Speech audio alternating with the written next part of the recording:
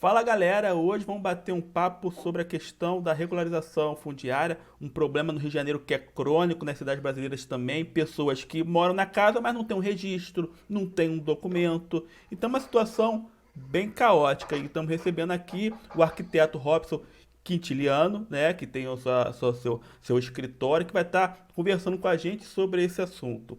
Robson, seja bem-vindo. Robson, a questão da questão da legalização dos imóveis é uma questão muito importante, porque a pessoa que não tem a propriedade do seu imóvel, né, o papel, ele é uma coisa que fere a sua própria dignidade. E nós estamos percebendo que, diante desse vácuo do poder público, né, de pessoas fazendo a grilagem de terreno, pegando terreno, construindo, vendendo, quem está se aproveitando não é só o espertalhão, são organizações criminosas. Então, Robson, eu já começo da seguinte forma: por que chegamos a essa situação, principalmente aqui no Rio de Janeiro? Fernando, obrigado aí pelo convite. Me sinto muito honrado aí de estar podendo colaborar com você nesse tema que para mim é um tema de extrema importância e muito relevante até por conta da minha própria história familiar. Quer dizer, o meu pai nasceu no Morro da Catacumba, na Lagoa, e minha avó e meu avô foram morar naquela localidade, eles vindo do interior do estado do Rio, da região de Campos, Cambuci, e foram morar ali, na região da Lagoa, naquele morro. E na década de 70, na década de 60 e 70, na época do governo Carlos Lacerda, houve uma briga e uma intensa força da especulação imobiliária naquela localidade. De maneira que a maioria das favelas do entorno, por exemplo, da Lagoa, foram, o termo é esse mesmo, exterminadas. Porque meu avô contava de que haviam incêndios criminosos na madrugada, enfim, e coisas piores até que eu não mereço nem menção aqui na nossa live. De sorte que eles foram ali, então, jogados para o subúrbio. Você imagina a pessoa que sai do trabalho e 10 minutos andando está em casa, ou vice-versa. Tudo se fazia por ali. Naquela época eles foram, então, obrigados a irem para um conjunto habitacional. Eu não vou entrar aqui no mérito se a construção era melhor, se era pior, Uhum. não é isso. Eu sei que existem formas e maneiras de, urbanisticamente falando, da gente conseguir conciliar esses fatores. Você não precisa pegar uma população porque ela é pobre, estando num lugar que a especulação imobiliária disse que ali agora passa a valer tanto, pegar essa população toda e simplesmente jogá-la num local sem transporte, sem infraestrutura, sem escola, sem Sem saneamento saneamento. básico, sem segurança, enfim. Então, eu sei disso na pele, não é pelas coisas que eu aprendi na faculdade somente, não. E aí, hoje no Rio de Janeiro, no Brasil, o quadro se aproxima muito do que ocorre no Rio de Janeiro. No Rio de Janeiro, com certeza, isso são dados aí, inclusive disponíveis no próprio site da Prefeitura e nos sites que tratam desse assunto. Mais de 60%, mais de 60% dos imóveis do Rio de Janeiro, do município do Rio, eles possuem algum tipo de irregularidade. Isso é muito sério, porque impacta diretamente na vida do cidadão. Você imagina você comprar um terreno, igual, assim, eu sou de Campo Grande, eu acabei Somos que de não me Campo Grande. apresentei. Eu sei como é que é. Porque eu também tenho essa situação. Eu também tenho imóveis lá que eu tenho um papel. Posse. A famosa É, posse. Mas cadê o RGI? Que a gente não tem nem como é, regularizar. Porque você tem que pegar espólio, herdeiro, é mó complicação. Aliás, é um problema da exata, legislação brasileira. Há uma dificuldade na questão sucessória que perpetua essa situação da irregularidade dos imóveis. Mas continua, Robson. Exatamente. Eu sou de Campo Grande, então a maioria dos loteamentos aqui, eles passam por esse problema.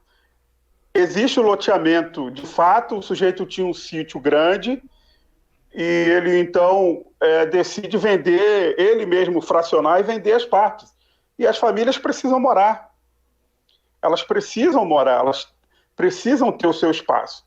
E aí o indivíduo vai e compra aquele lote sem o projeto do loteamento estar aprovado, e aí é que a cadeia começa a embolar. Por quê? Se eu compro um terreno, um lote, num local onde não existe o projeto aprovado do loteamento, esse lote que eu comprei, ele não tem a matrícula dele individualizada no registro de imóveis, eu não consigo pagar o IPTU, que é meramente um imposto, mas que é necessário. Ou seja, eu dei o dinheiro, estou na posse daquele pedaço de terra, mas ele não é meu, a titularidade dele não é minha.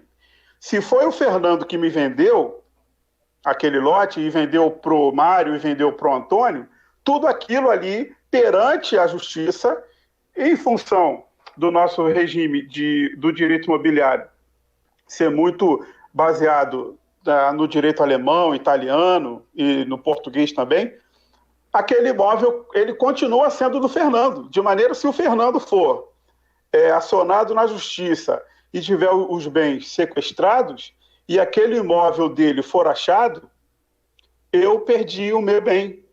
Eu perdi aquele terreno que eu comprei com muito sacrifício. Por quê? Porque a documentação é irregular, toda irregular.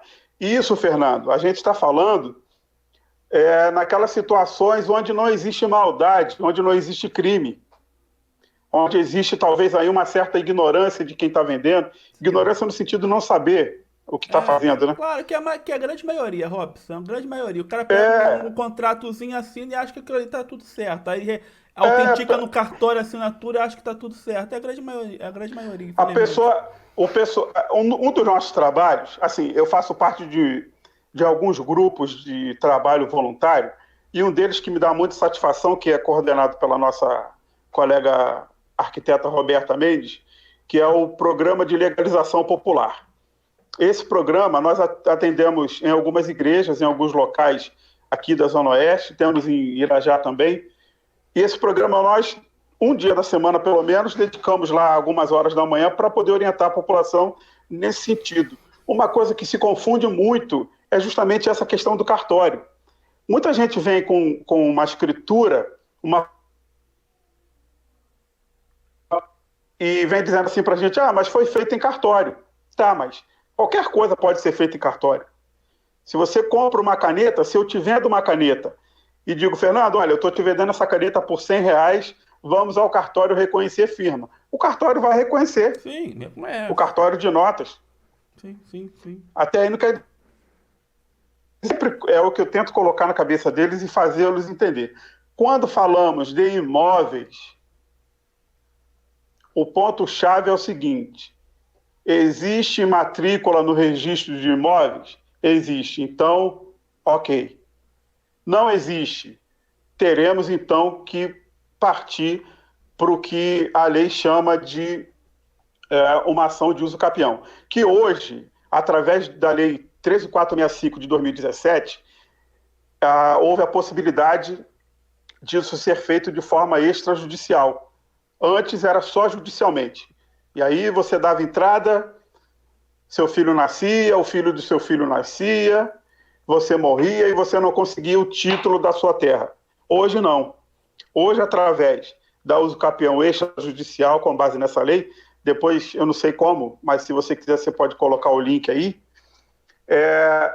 esse procedimento todo, na lei, existe a previsão de que ele seja iniciado e concluído em 120 dias. Claro que aí você, quem está requerendo, vai arcar com as custas, tanto do projeto quanto as custas cartoriais, enfim. Mas é um instrumento que veio justamente para tentar equalizar esse déficit que se tem em relação a essa questão da moradia, da propriedade, e que a gente sabe que afeta tanto a nossa população e a nossa população, inclusive carioca, né? E Robson, qual as consequências você vê desse mundo, dessa verdadeira economia dos imóveis irregulares? Qual é a consequência que na sociedade disso? As consequências, na verdade, que Sim. são várias, eu vejo consequências danosas. Qualquer um que tiver um olhar um pouco mais atento vai perceber isso também. Você percebe construções extremamente insalubres, e aí você não precisa estar em favela para ver isso. Você vê isso, se você tiver um olhar mais atento, você consegue identificar isso em vários locais da cidade, mesmo que não seja local de favela. Comunidade é um termo muito chique que eu não gosto de usar. O termo é favela mesmo. E você tem essa questão de insalubridade, conforme já falamos. Você tem a questão da documentação, que ela, na ausência dela, o bem juridicamente não existe, e o proprietário e o posseiro, então, daquele bem, ele não consegue, por exemplo, fazer negócio com os bancos. Sim, não Porque consegue financiamento, verdade. o que o banco compra não é a casa, é o papel. Se ele comprasse a casa, qualquer uma casa seria vendável. O que o banco compra é o título de propriedade que é conferido através do registro de imóveis, naquela matrícula. É aquilo que o banco compra. E aí, quando ocorre desse documento não existir, naturalmente que o banco não vai colocar o dinheiro dele tão valioso naquele negócio porque ele não tem garantia. E aí fica o cidadão que investiu o dinheiro dele da vida toda num investimento que ele não tem liquidez. Simples assim. É um Ele dinheiro, não tem não é liquidez qualquer naquele. dinheiro, né, Robson? É um dinheiro grande, geralmente, que você aplica naquele imóvel. É um dinheiro grande e é um dinheiro que fica parado. Por quê?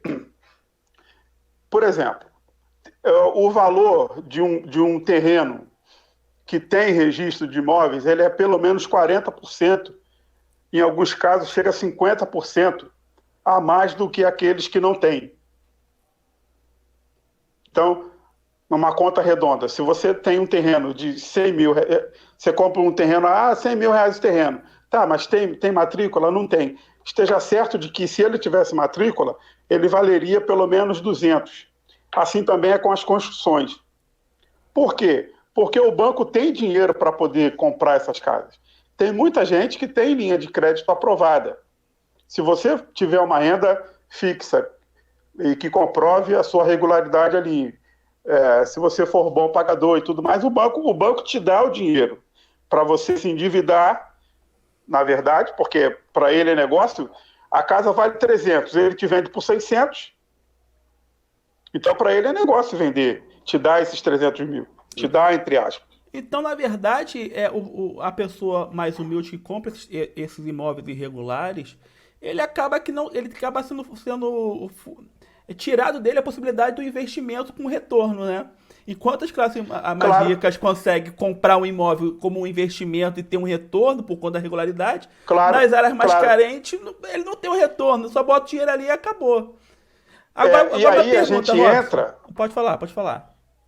E aí a gente entra numa situação que é da segregação. Quer dizer, se eu sei que existem locais que eu tenho uma probabilidade de comprar e de ser oferecido lotes e imóveis legalizados, eu sei muito bem que naquela localidade o poder público, em tese, ele está um pouco mais presente. Se eu sei também onde eu consigo locais, onde eu sei que eu consigo terrenos, onde o Antônio e o Severino conseguem me vender, ali somente com um papelzinho feito no computador, eu sei que ali eu não vou ter o ônibus, eu sei que ali eu não vou ter a escola, eu sei que ali eu não vou ter posto de saúde, eu sei que ali eu não vou ter o policiamento que é necessário. Então, isso tudo é um quadro que propicia a desigualdade social. Claro, com E certeza. nesse sentido, aí tanto o poder público federal, como estadual, como municipal, são responsáveis. Porque eles precisam fazer cumprir, não precisa de mais lei, pelo amor de Deus. Nós Não. temos leis demais. Precisam fazer cumprir as leis que já existem. Você Por acha, exemplo, Você acha que aqui no Rio a prefeitura foi muito ausente nessa questão da criação desses lotes, dessas casas regulares, do cara pegar um terreno, cercar, fazer um prédio de qualquer forma e vender por um dinheirão, depois o prédio cai, como foi lá em Moema, no Recreio, né, que a milícia construiu, o prédio caiu, aí não tem um saneamento. Quando a gente fala que não tem saneamento, não tem esgoto, quer dizer, então você acaba ficando doente. Você acha que a prefeitura ela é muito responsável, ela é ausente nesse ponto? Fernando, totalmente. Totalmente. E aí eu falo sem medo de qualquer tipo de retaliação. Quando eu digo a prefeitura, eu não me refiro aos técnicos do balcão, Sim, não. aos funcionários que analisam os projetos. Porque aí eu vou te falar e vou fazer uma deferência aqui a eles. São verdadeiros heróis, sabe? Há quem, do nosso meio de arquitetura, não goste dos técnicos, não goste daquele pessoal que fica por detrás do balcão te atendendo. Mas eu, nesse tempo que eu tenho de atuação no mercado imobiliário, é claro que nem sempre também eu fui bem tratado, não é o caso. Porque eu sei também que eu estou lidando com um ser humano ali que está ali de trás. Mas normalmente eu vejo um esforço e uma boa vontade muito grande daqueles profissionais. Quando eu me refiro que a prefeitura tem responsabilidade nessa questão e é negligente e é omissa nesses pontos, é em relação ao executivo e ao legislativo. Me diga você, aqui em Campo Grande nós temos que parece que 9 ou 8 vereadores, me diga um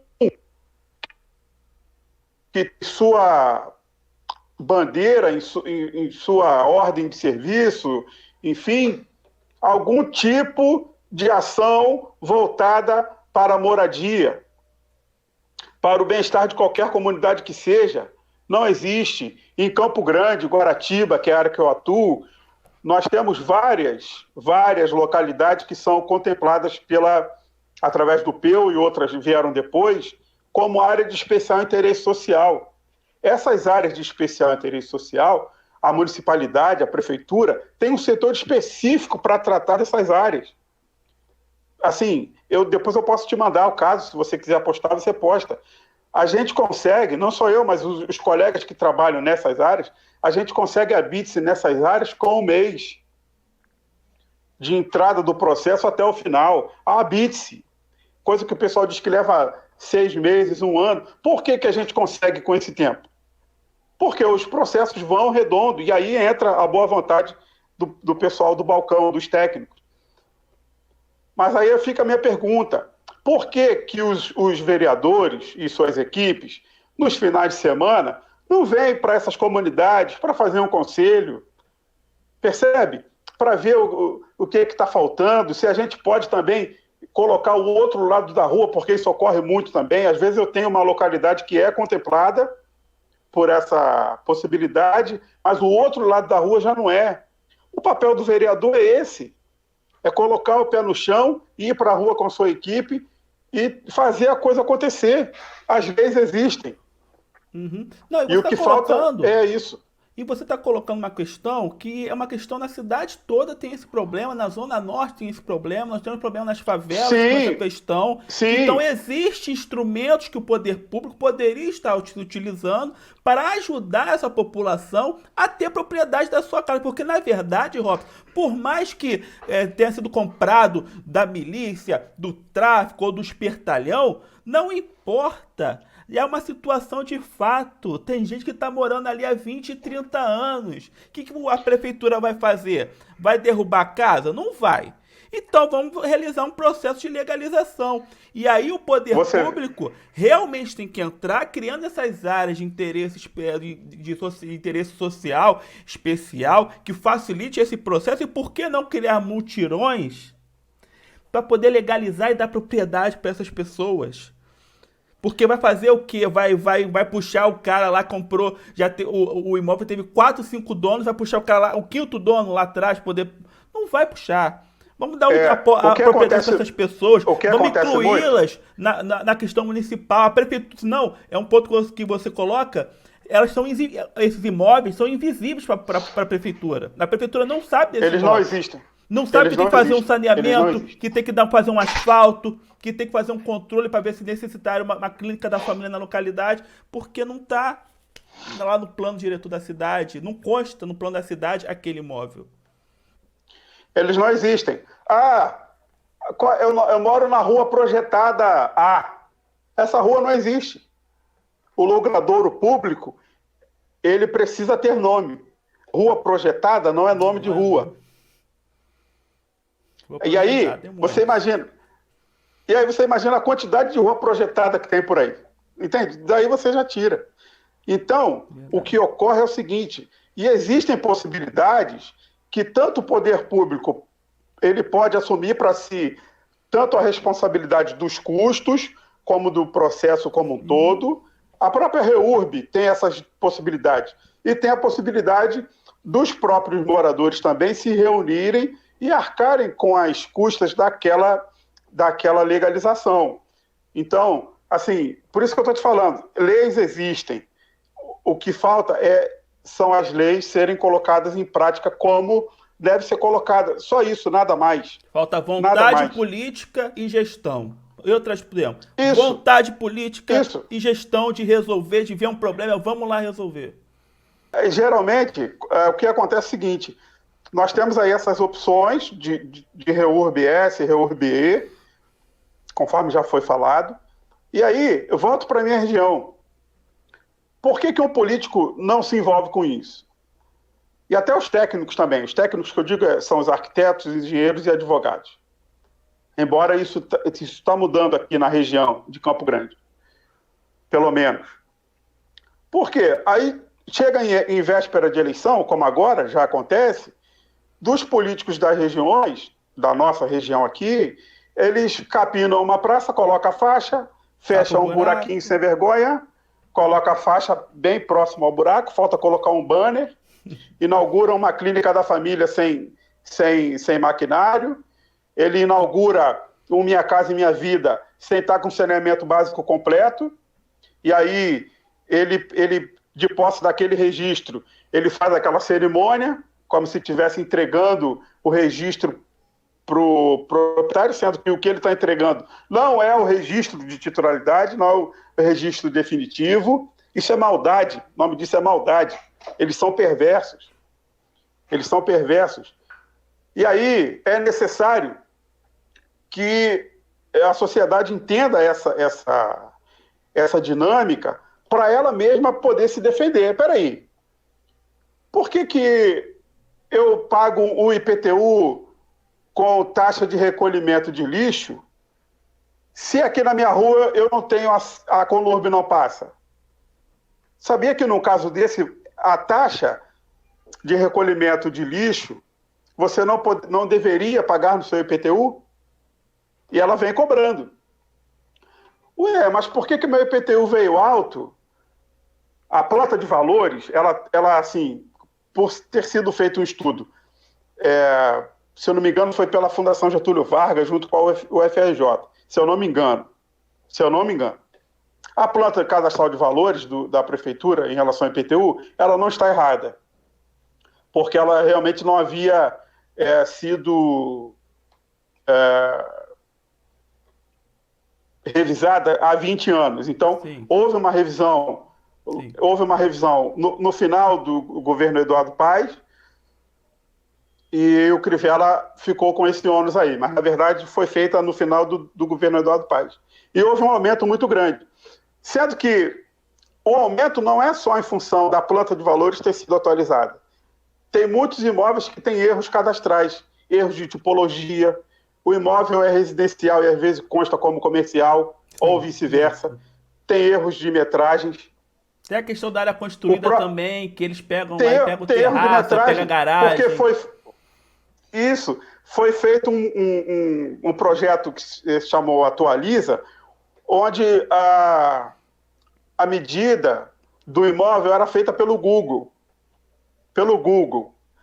Então, tem imóveis que têm o dobro de área no IPTU do que o real. E aí o cidadão, ele é obrigado a mover um processo administrativo na prefeitura, na Secretaria de Fazenda. Ele é que tem que provar que a área dele não é aquela que a prefeitura está cobrando. Quer dizer, tem que conseguir um arquiteto a fazer a planta da casa. Eu passei por isso. É todo um processo chato. Até nisso o cidadão ele é prejudicado. E sabe o que acontece, Robson? Sabe o que acontece na prática? O cidadão não paga. Não, o valor é injusto. Você tá quebrado, tá desempregado, tem que botar comida na sua casa. Tu vai pagar um IPTU de 3 mil, 4 mil reais que surgiu do dia pra noite? Não paga. Infelizmente isso ocorre, mas isso tem uma situação grave, que é a questão da dívida ativa, né?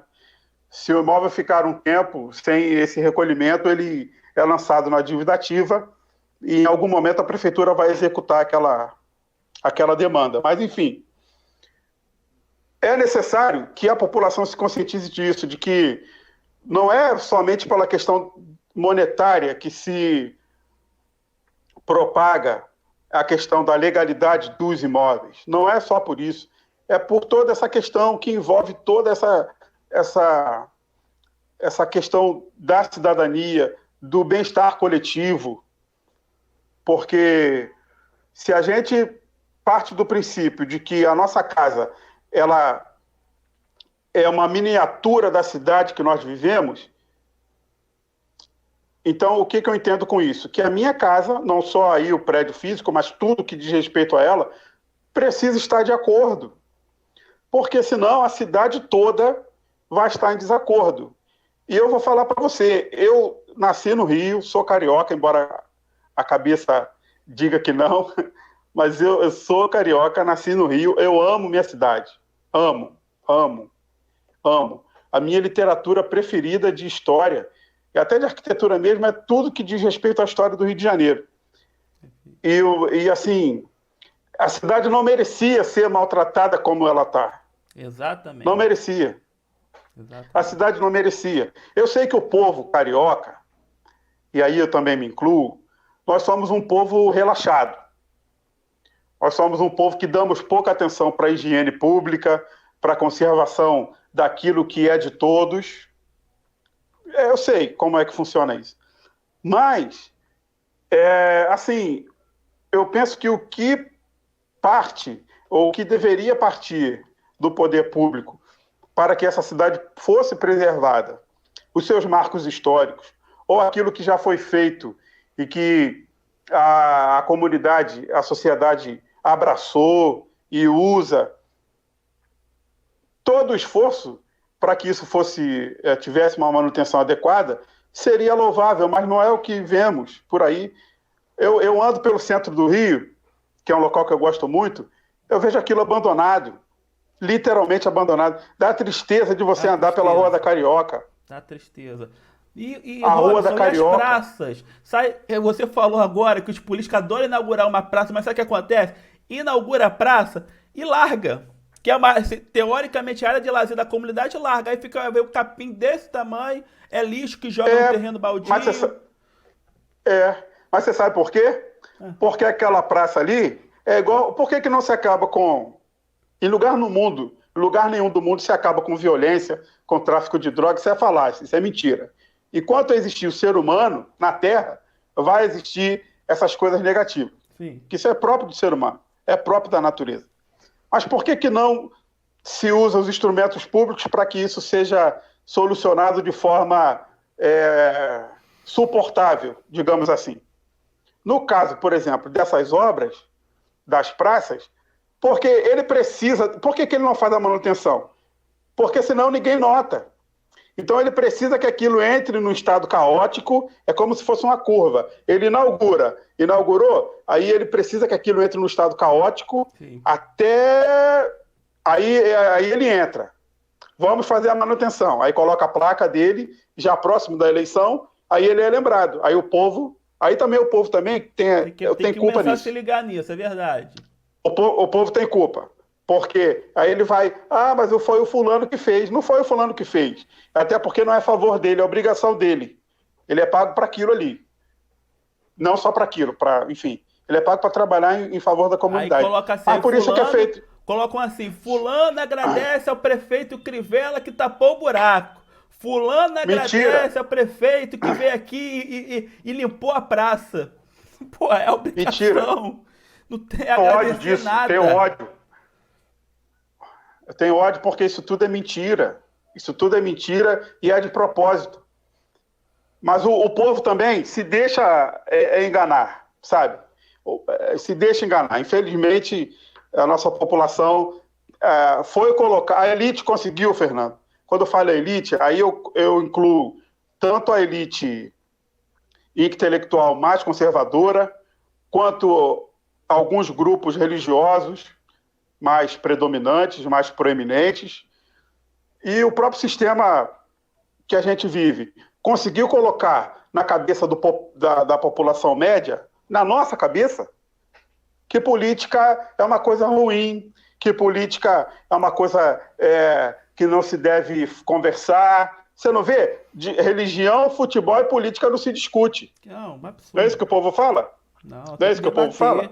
Tem que conversar, senão você acaba sendo governado por quem gosta. Eu falo isso, você não gosta de política, mas quem vai te governar adora política. Banco, então, ama política. E você não gosta. Mas é isso que eu tento colocar na cabeça do povo. Você não tem que ser de esquerda e de direita para entender de política. Isso é besteira. Porque essa coisa de esquerda e direita existe para a nossa classe de baixo. Para eles, não há essa diferença. A gente sabe disso. Para eles não existe essa diferença. Basta ver o que está acontecendo agora. Exatamente. Quer dizer, o que eu prefiro... Pode falar. Diga. Eu prefiro nem citar o nome. É um nome que eu não falo. Não cita não. É um nome que eu não falo. Não falo mesmo. Mas basta ver o que está acontecendo agora. Mas vai ser diferente. Mentira. Não tem projeto. E aí, o que defendemos, Robson, eu sei que você também defende. Esquece história, esquece esquerda, direita, é tudo para te confundir. Que o comunista, isso é tudo para te confundir, meu amado, meu irmão que está nos escutando, minha irmã que está nos escutando agora. O que nós precisamos é de projeto de país, saber aonde a gente está, aonde a gente vai, educação, aposta no brasileiro, emprego, é isso que precisamos, é qualidade de vida. Então, Robson, a gente já está chegando no final aqui do nosso bate-papo. Então, para você, o Rio, tem solução para o Rio? Acho que você acha que há um caminho para nós melhorarmos, darmos acesso à propriedade para a população dos seus imóveis, que é um dinheiro sofrido, que as pessoas batalham?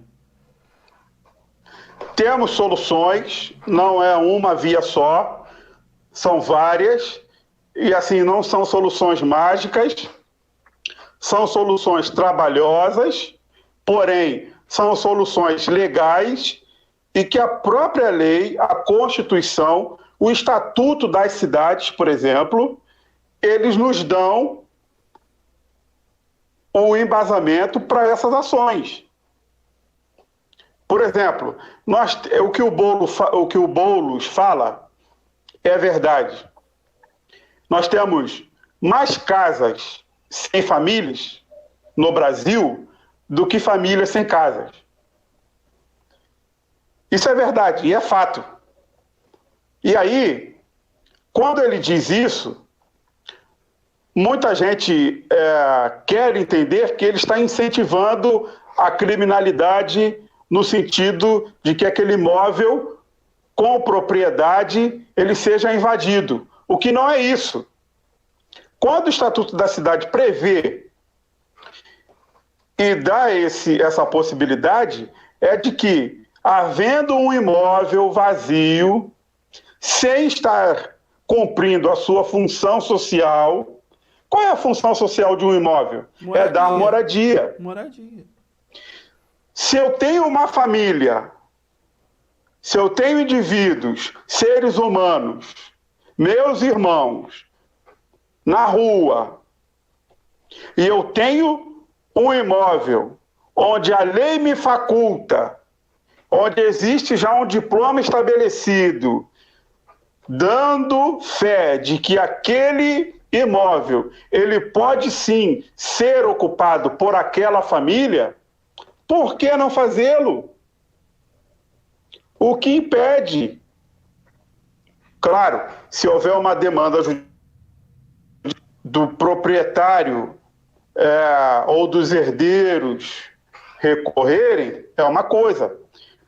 Mas o que tem muito por aí são imóveis abandonados em que até os herdeiros já morreram. Percebe? Eu fiz uma postagem hoje do Palacete dos Amores, em Santa Teresa, com algumas fotos de antes e depois, do agora e do que era antes. De fato, era um palacete. Está abandonado. Possivelmente, os herdeiros não têm condições de arcar com as despesas da manutenção daquele prédio. Não seria a hora, então, agora, do poder público chamar esses herdeiros e dizer, olha, o que vocês querem? Vocês têm aqui uma dívida enorme de IPTU ou de determinado imposto, essa dívida morre e vocês passam, então, esse bem para o município faz dele o que ele quiser. Faz escola, faz... moradia, reaproveita para moradia, né? Você está entendendo? Nem tudo, Fernando, é baseado com dinheiro, não. É um erro da nossa política também. Nosso político, tudo para ele custa dinheiro. Tem que custar dinheiro. E necessariamente não é assim. Não precisa ser assim. Entende? Você tem muitos imóveis que já estão arrolados nas dívidas, enfim, e a prefeitura já tomando posse deles e que estão em desuso. A prefeitura vai tomar posse, a justiça vai transferir para a prefeitura, por exemplo, em alguns casos, da dívida ativa, por exemplo, e aquilo vai ficar no esquecimento, vai acabar favelizando novamente. Você quer ver um exemplo disso típico? Fala. Deixa eu te falar. O exemplo típico disso.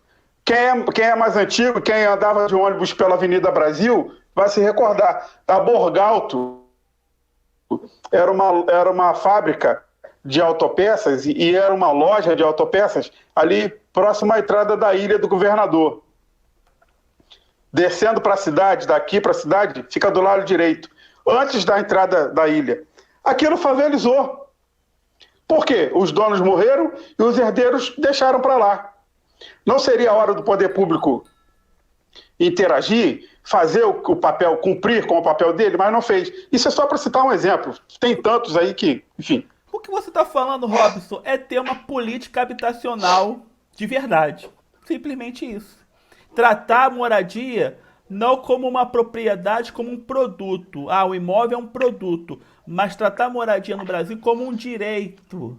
Um direito Sim. das pessoas. Se é um direito das pessoas, tem que haver uma política pública para que todos aqueles que tenham as suas famílias possam ter acesso à moradia. E aí, se você tem um imóvel largado, não cumpre a função social, então o cara deixa parado para poder valorizar e vender lá na frente, faz, né, a questão da especulação imobiliária, não cumpre a função social. Então, cabe à prefeitura chamar os donos, chamar os proprietários, conversar, ver a negociação do que pode ser feito e se não houver interesse de continuar, levar esse imóvel justamente para a população que está precisando de moradia.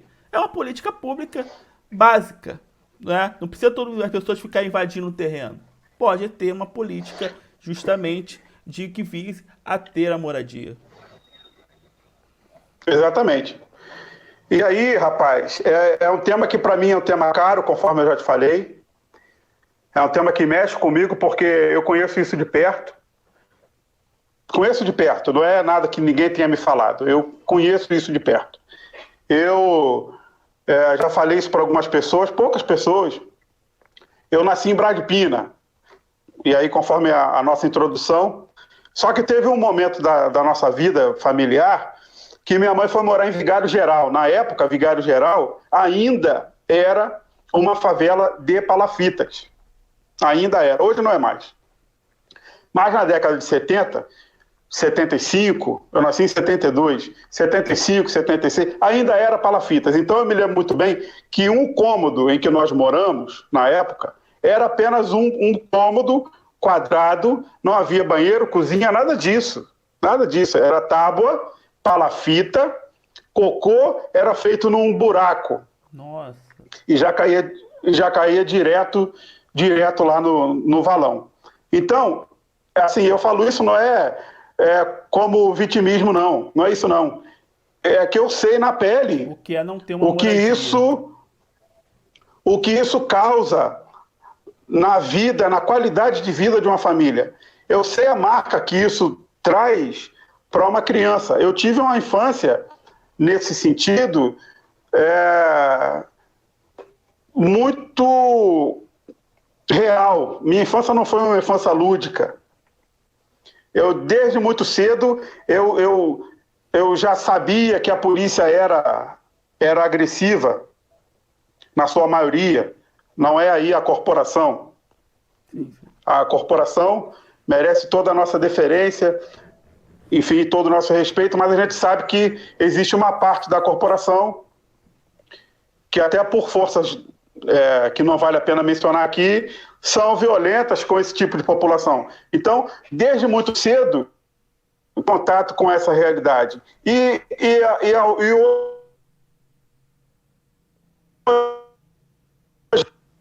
Entende? Eu vejo que isso não mudou e isso se prolonga nessas gerações que vêm surgindo e nas que surgirão. Verdade. E eu sei também, e a minha energia até a morte será do seguinte: é possível mudar. Existem condições para que seja diferente para todos. Seja o sujeito flamenguista, vascaíno, seja o sujeito evangélico, macumbeiro, existem condições de todos terem uma vida digna. De todos. É isso aí. Todos. É isso aí. Simples assim. Perfeito. Gente, a gente teve aqui a presença do arquiteto Robson Quintiliano. Você pode estar procurando nele no Facebook, ou se estiver tirando as suas dúvidas sobre questão de regularização, que o Robson tem um escritório, ele faz um trabalho de prestação de consultoria popular, que você está procurando. Robson, muito obrigado, que esse papo aqui foi muito esclarecedor e que fala de uma coisa que toca na vida de muita gente, principalmente das classes mais pobres, que é a questão da moradia. Muito obrigado por você ter estado aqui com a gente. Nada, Fernando. Deixa eu só me dirigir agora pro pessoal que está assistindo a gente. Deixa eu falar uma coisa para vocês. Não caia nessa esparrela de que política é coisa para quem estuda, ou para quem lê muito, ou para quem é envolvido nesse ou naquele trabalho. Não, política é para todo mundo. Você se depara com a política, sabe como? Quando você vai pagar a passagem do ônibus ou da van, quando você vai comprar o pão para você tomar café de manhã para você trabalhar. Você se depara com a política quando, por exemplo, você que tem filho em escola pública não recebeu a cesta que foi prometida pela municipalidade e os governadores até agora, aliás, os vereadores e o prefeito também só sabe dar desculpa, mas os vereadores ficam calados. Então, você está vendo como a política é importante? Entenda, leia um pouco mais. Se você tiver preguiça de ler, assista algum telejornal, qualquer um que seja, mas pelo menos se inicie nesse caminho para você saber quem é quem. Não são todos iguais. O sistema é corrupto, sim. A maioria é corrupta, sim. Mas não são todos iguais. Eles querem nos fazer acreditar de que são todos iguais, mas não são. Existe gente que tem vontade de fazer, e é possível fazer. Agora, as coisas só acontecerão à medida que nós, enquanto população, nos colocarmos nessa condição. Dizer para ele, olha, você está colocando a faixa aqui na minha rua, mas eu sei que você não vale nada. Entende? Eu sei que você não fez nada pela comunidade. Você está colocando faixa aqui dizendo que fechou o buraco, mas o posto de saúde está sem médico. Então, ele precisa saber disso, porque aí ele começa a agir. Se o político nota que o eleitor, que nós, os eleitores, nos posicionamos dessa forma, ele já começa a nos tratar com respeito, pelo menos, coisa que nem isso fazem. Então, esse é o recado. E, enfim, eu falo bastante, eu disse para você que eu falava pouco, mas na verdade quando o sangue me sobe, eu não me controlo, eu falo mesmo e vamos ver no que dá. Obrigadão, Robson, aí pela presença. E galera, esteja sempre acompanhando as redes Fernando Mendonça, até as redes Cirão Carioca, a rede Ciro. Vamos estar acompanhando, que a gente está sempre trazendo um assunto para estar debatendo a nossa cidade e estar debatendo o nosso país. E até a próxima.